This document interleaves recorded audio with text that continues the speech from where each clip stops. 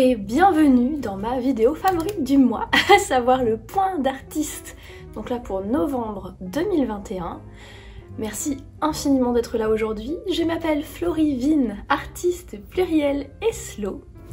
Et aujourd'hui, je vais vous parler un petit peu de mon mois de novembre en tant qu'artiste.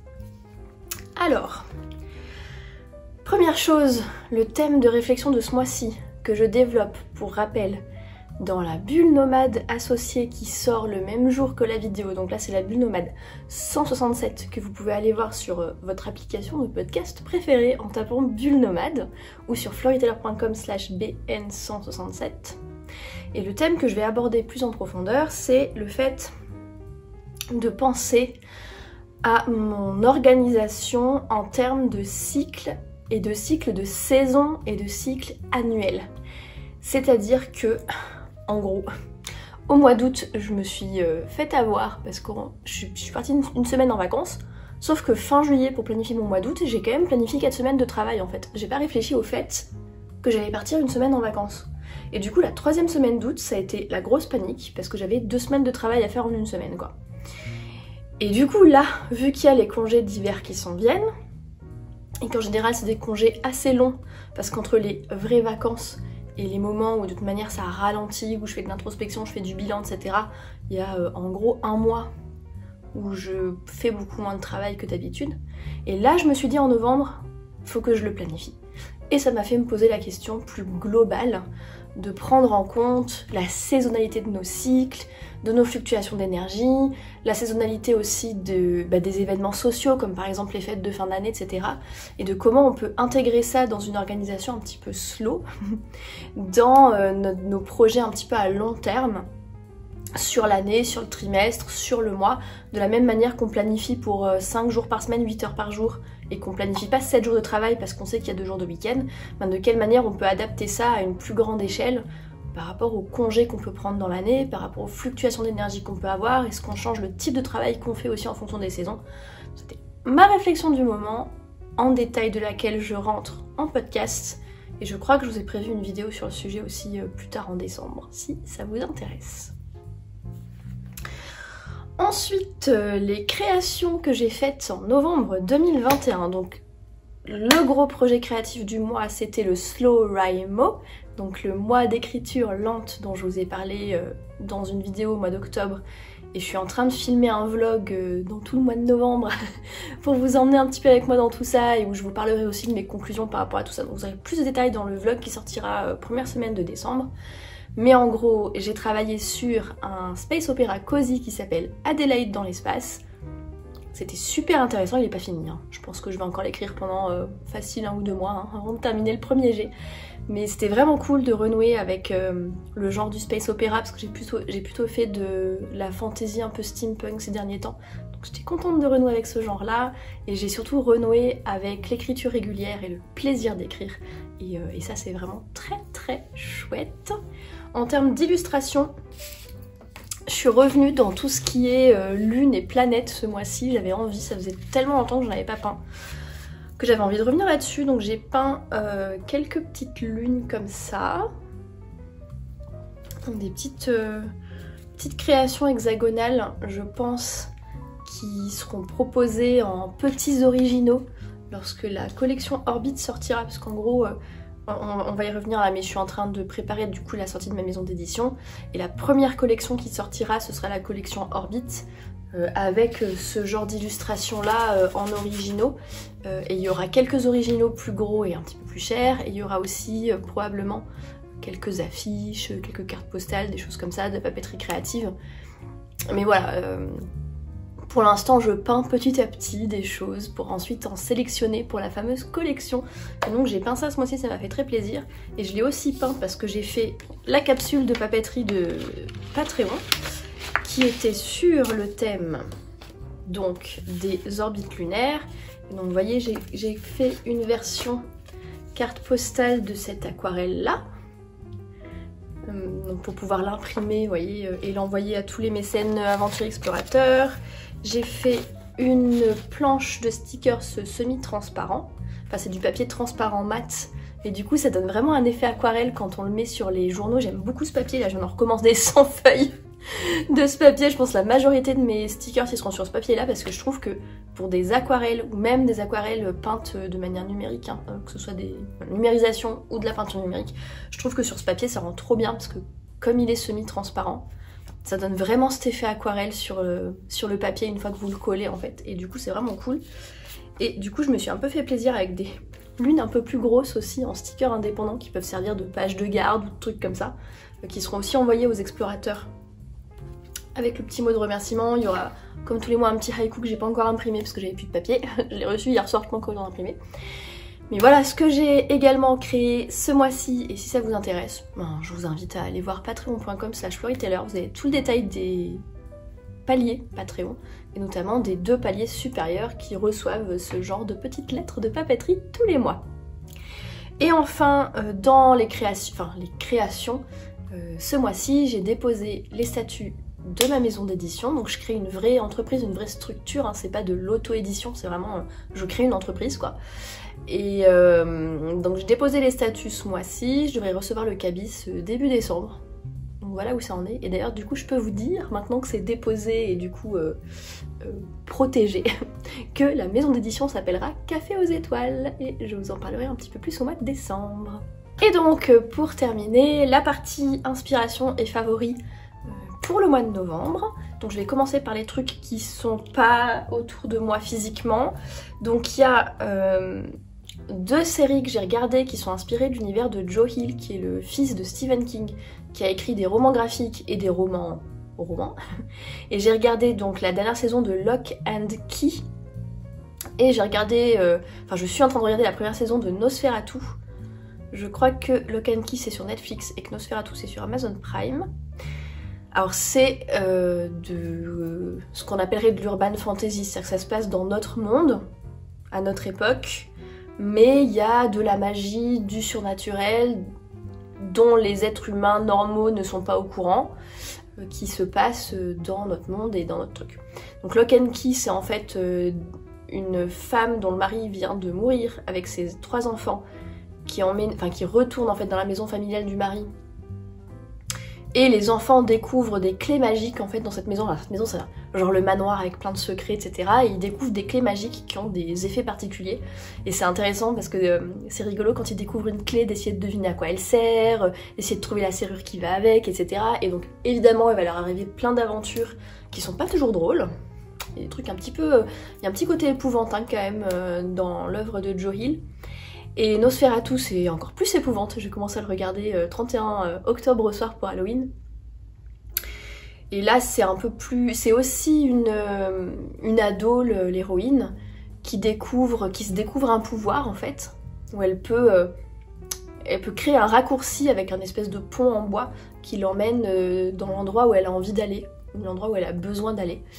Et par ailleurs il y a un gars qui a un pouvoir assez étrange, un vieux schnock qui enlève des enfants, qui a un pouvoir assez étrange et qui fait un petit peu peur. Donc Nosferatu c'est plus épouvantable, enfin c'est plus angoissant que Lock and Key qui est un tout petit peu plus enfantin, un tout petit peu plus léger, même s'il se passe aussi pas mal de trucs. Et ce que j'ai aimé dans les 2 séries, parce que c'est dans le même univers, hein, c'est-à-dire qu'il y a un moment dans Nosferatu on voit une carte, et sur la carte on voit la maison des Locke.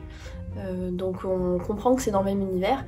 Et ce que j'aime bien dans cet univers, c'est que la magie n'est pas la métaphore du pouvoir, pas directement, mais la magie c'est plutôt la métaphore de la créativité et de l'intuition et de l'intention.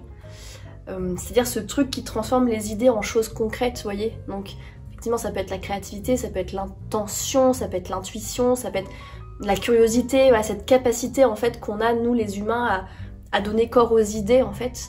Et dans Joe Hill, je trouve que la magie est la métaphore de ça. Et je trouve ça super intéressant. Il y avait Kiki la petite sorcière aussi de Ghibli, le film de Ghibli, le film d'animation de Ghibli, qui avait cette même métaphore en fait de la magie comme métaphore de la créativité. Et je trouve ça super intéressant comme métaphore à exploiter. Donc c'est ça qui m'a plu dans ces 2 séries. Ensuite, on est en train de se revoir tous les James Bond qui sont disponibles sur la plateforme Salto si vous êtes en France. Donc ils sont disponibles en VO sous-titré ou en version française originale des doubleurs de l'époque, etc. Il y a toute la série sauf le dernier qui vient juste d'être au cinéma là, mais sinon il y a toute la série jusqu'à Spectre. Et alors c'est pas forcément ma série de films d'action préférée, je suis pas une grande fan de James Bond, mais je trouve que ça fait partie du patrimoine culturel en fait moderne, et je trouve ça super intéressant de voir comment les films évoluent au fil des décennies, les sujets qui sont abordés, la manière dont les personnages sont caractérisés, le rapport avec les femmes. Je trouve que c'est intéressant à revoir. Et dernière chose qui est pas là physiquement, c'est que j'ai passé les 2-3 derniers mois à rejouer à la série de jeux vidéo Mass Effect, qui est ressorti, je crois que c'est au mois de mai ou juin dernier, avec une Legendary Edition qui a permis au jeu de ressortir sur les plateformes les plus récentes. Parce que Mass Effect 3 est sorti en 2012, donc c'était vraiment les consoles d'il y a longtemps. C'est même pas la génération précédente, c'est la génération encore avant. Donc les gens qui sont sur PC, y a pas de souci, mais les gens qui sont sur console, du coup on pouvait plus trop jouer, à moins d'avoir gardé nos vieilles consoles. Donc là ils ont ressorti une version en fait avec les 3 jeux en un, et on va dire réadapter un minimum, ça n'a pas été complètement refait, mais réadapter un minimum pour que ce soit un petit peu plus joli, avec moins de temps de chargement, etc. pour les nouvelles consoles. Et du coup ça m'a fait grandement plaisir de rejouer à cette trilogie de jeux vidéo pour vous le présenter succinctement, parce que je suis capable de parler pendant des heures, c'est un de mes jeux préférés, Mass Effect. En gros, c'est ce qu'on appelle un jeu de rôle, donc c'est un jeu où on incarne un personnage qui va vivre une histoire, c'est un jeu solo, où on va vivre une histoire, on va rassembler des équipiers autour d'une quête, et j'aime bien ce genre de quête parce qu'il y a un mélange entre essayer de découvrir un mystère, et en même temps il y a un antagoniste à retrouver, et qui est bien évidemment le boss de fin, parce que c'est un jeu vidéo.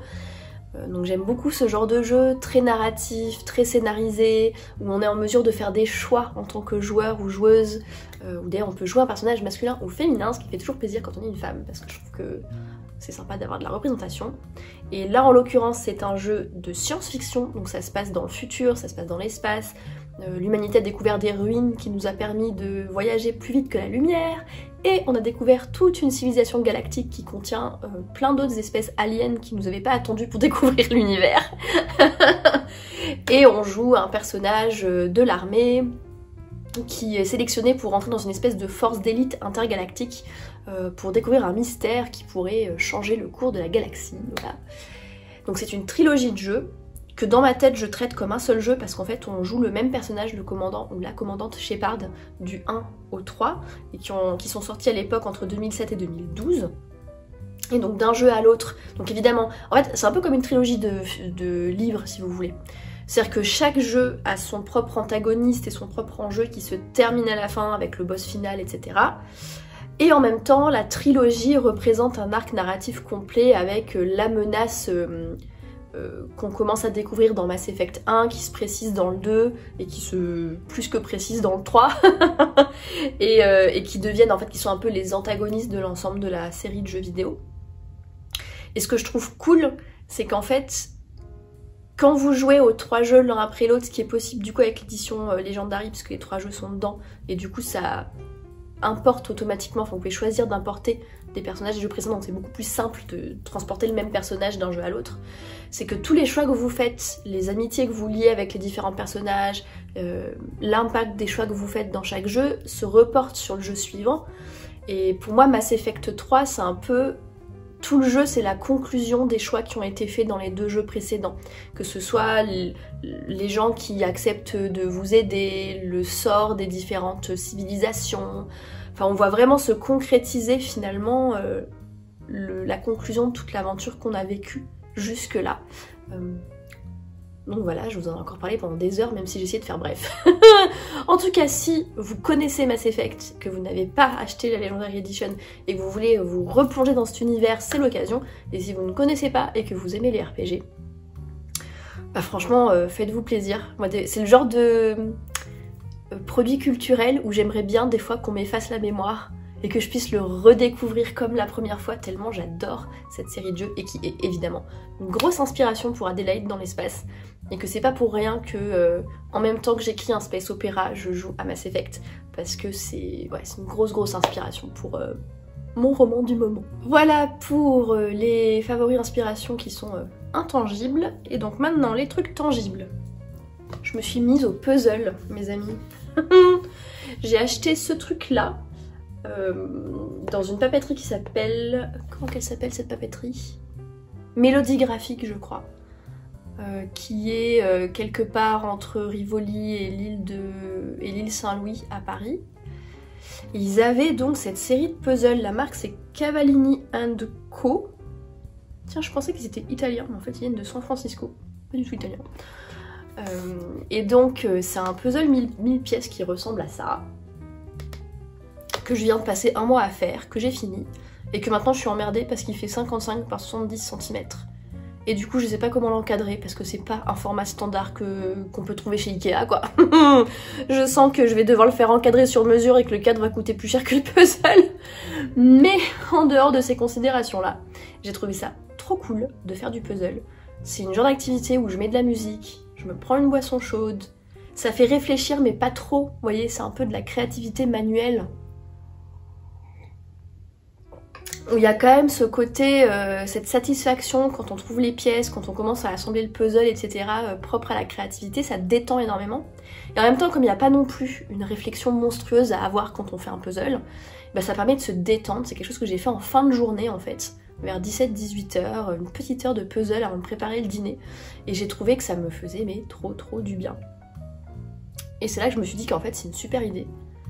Le soir, en fin de journée, quand j'ai plus trop d'énergie, de consacrer un petit peu de temps à une activité créative mais manuelle, parce que j'ai plus vraiment d'énergie mentale en fait à cette heure-là. Et j'ai déjà envie d'en faire d'autres des puzzles. Mon mari est pas trop d'accord parce qu'après faut en foutre quelque chose du puzzle. On n'a pas 50 000 murs non plus, on va pas foutre des puzzles partout. mais voilà, je vous le signale. Donc moi j'ai trouvé dans une papeterie parisienne, mais il y a un site qui s'appelle ladernierpièce.fr, ça doit être, qui vend plein de puzzles un peu pour adultes, dans le sens où c'est des puzzles un peu jolis et tout, de styles différents, de marques différentes, et je sais que la marque Cavallini en fait partie, si ça vous intéresse. Ensuite, une lecture. J'étais persuadée de vous en avoir parlé le mois dernier, et en fait, d'après ma liste, non, donc je vous en parle maintenant. Une lecture qui s'appelle Tant que le café est encore chaud par Toshikazu Kawaguchi, donc c'est un bouquin japonais, qui m'a beaucoup fait penser à The Midnight Library de Matt Haig dont je vous avais parlé, puisque c'est un livre dans le genre uchronie personnelle, c'est-à-dire qui explore les alternatives de la vie d'une personne individuelle. C'est-à-dire que l'uchronie, c'est quand on explore des histoires alternatives, typiquement qu'est-ce qui se passerait si les nazis avaient gagné la guerre, c'est le truc typique de l'uchronie. Donc là c'est vraiment un monde différent, une espèce de présent alternatif ou de futur alternatif si l'histoire s'était déroulée différemment. Et l'uchronie personnelle c'est la même chose mais à l'échelle de la vie d'une personne. C'est-à-dire que comment serait votre vie si vous n'aviez pas rencontré telle personne, ou si vous aviez fait telles études au lieu de telles autres études. Et j'adore ce genre littéraire en fait parce que je trouve que ça permet d'explorer des questions hyper intimes en fait à propos de la vie, des regrets, du passé, de la nostalgie, du côté et si les choses s'étaient déroulées différemment, de ce qui fait le sens de la vie, de ce qui fait le sel de la vie. Enfin, voilà, je trouve que c'est une manière métaphorique d'aborder des sujets que je trouve super intéressants. Et donc, c'est ce qui se passe avec ce livre-là, dont la prémisse est que dans ce café qui s'appelle Funicula, il existe il y a un siège qui permet de voyager dans le temps, de revenir dans le passé. Mais, et c'est là que c'est hyper intéressant, c'est que on peut revenir dans le passé, mais on peut pas quitter le siège. On ne peut revenir du coup que dans le café. C'est pour demander à revoir quelqu'un, mais il faut que ce soit quelqu'un qui soit déjà venu dans le café. Et il y a un fantôme qui est assis sur le siège, donc il faut que le fantôme se soit levé pour pouvoir s'asseoir à sa place, sinon on ne peut pas. Et il faut que le café soit encore chaud, c'est-à-dire qu'on vous sert un café, et c'est ça qui déclenche le voyage dans le temps. Et si vous n'arrivez pas à revenir dans le présent tant que le café est encore chaud, c'est vous qui devenez le fantôme. Donc c'est un truc... Ah oui, et on peut pas changer le présent. Quoi qu'il se passe, vous changerez pas le présent. Donc c'est un truc avec plein de règles, qui est présenté dès le départ, et où ils expliquent justement que c'est pour ça qu'il y a assez peu de gens finalement, même si c'est un peu de notoriété publique entre guillemets. Ce café il est passé dans les médias pour avoir ce siège particulier qui permettrait de voyager dans le temps. Mais il n'y a pas tant de gens qui viennent pour autant parce qu'il y a tellement de règles, c'est tellement contraignant que les gens se demandent à quoi bon. Et donc au fil du roman, chaque chapitre va traiter d'une personne différente qui va vouloir revenir dans le passé, qui va vouloir utiliser ce siège, et les choses s'imbriquent au fur et à mesure de l'histoire. Il y a un côté très cosy et une unité de lieu, puisque ça se passe que dans le café. Et en même temps, il y a un côté hyper humain, hyper sensible, parce que bien sûr que les gens ils veulent voyager dans le passé pour une raison particulière, donc voilà, c'est hyper nostalgique, c'est hyper humain, ça fait réfléchir à plein de choses. Je trouve ça, c'est comme The Midnight Library en fait, c'est un bouquin qui m'a énormément marqué, un des rares bouquins qui m'a fait pleurer. Et par rapport à The Midnight Library qui est écrit par un auteur, je sais plus si il est britannique ou australien, là et en plus il y a la sensibilité japonaise, un aspect que j'adore dans la littérature japonaise qui est ce côté très implicite. Il y a beaucoup de choses qu'on comprend en fait par association d'idées mais qui vont pas forcément dire explicitement. Beaucoup d'expressions d'émotions qui sont en même temps dans la retenue et en même temps ultra touchantes justement parce que l'auteur en fait pas des caisses. Et que c'est dans certains détails en fait qui laissent sous-entendre l'émotion et que je trouve que c'est encore plus poignant en fait que d'en faire des caisses dans les descriptions des émotions. Enfin, il y a vraiment ce côté, cette retenue, cette observation vraiment propre à la littérature japonaise que je trouve encore plus touchant en fait. Et ça m'a un peu fait penser à... Ça je vous en avais parlé, je vous avais parlé de la série Netflix de Tokyo Midnight Diner, qui est un petit peu dans le même genre parce que le héros, enfin c'est une série avec des épisodes avec un héros qui tient un tout petit restaurant qui est ouvert que la nuit. Et chaque épisode concerne un ou une cliente qui travaille de nuit, enfin qui a une raison de venir à ce restaurant de minuit. Et où du coup chaque épisode traite justement de l'histoire personnelle de cette personne. Alors, dans le restaurant de minuit, il n'y a pas du tout d'histoire de voyage dans le temps, c'est un truc purement contemporain, etc. Mais je trouve qu'il y a un peu cette même vibe de on est dans un endroit un petit peu cosy et on vient découvrir un petit peu la nature humaine, le cœur humain à travers des vies personnelles.